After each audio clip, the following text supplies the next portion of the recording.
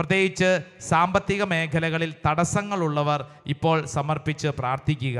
ഈശോയെ, അത്ഭുതകരമായ ഒരു വിടുതൽ എൻ്റെ കുടുംബത്തിൽ സംഭവിക്കണമേ. 18 വർഷമായി കൂനിയായിപ്പോയ സ്ത്രീയെ വചനം പഠിപ്പിക്കുമ്പോൾ ഒരുപക്ഷെ നമ്മുടെ ജീവിതത്തിലും നമ്മുടെ കുടുംബത്തിലും ചിലരുണ്ടാവും. ചില പാപവഴികൾ മൂലം, ചില ദുശീലങ്ങൾ മൂലം, ചില ചീത്ത കൂട്ടുകെട്ടുകൾ മൂലം വർഷങ്ങളായി സ്വാതന്ത്ര്യത്തോടെ ജീവിക്കാൻ പറ്റാത്ത അവസ്ഥ.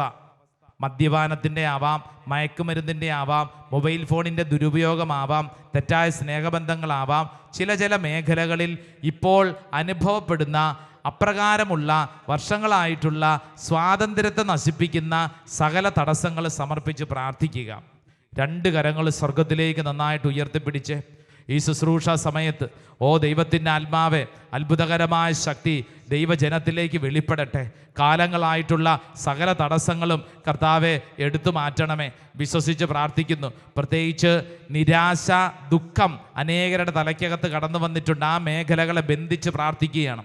വർഷങ്ങളായിട്ട് അനുഭവപ്പെടുന്ന ചില തടസ്സങ്ങൾ മൂലം ചിലരുടെ ഉള്ളിൽ നിരാശ, ഇനി ഞാൻ രക്ഷപ്പെടിയാല, ഇനി ഞാൻ നന്നാവുകയില്ല, എൻ്റെ ജീവിതം ഇങ്ങനെ നശിച്ചു പോയി, എൻ്റെ ജീവിതം എന്തിനു കൊള്ളാം എന്നിങ്ങനെ ചിന്തിക്കുന്ന നിരാശയുടെ മേഖലകളെ, ദുഃഖത്തിൻ്റെ മേഖലകളെ, ഭയത്തിൻ്റെ മേഖലകളെ യേശുവിൻ്റെ അത്ഭുത ശക്തിയാൽ ഈ സമയം ബന്ധിച്ച് പ്രാർത്ഥിക്കുകയാണ്. 2 കരങ്ങൾ സ്വർഗത്തിലേക്ക് ഉയർത്തിപ്പിടിച്ചോ.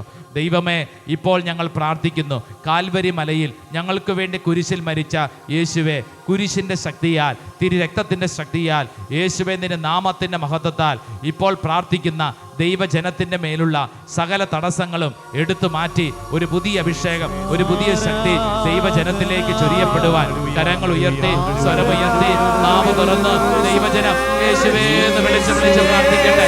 നാവ് തുറന്ന് വിളിക്കട്ടെ, ഹൃദയം തുറന്ന് വിളിക്കട്ടെ.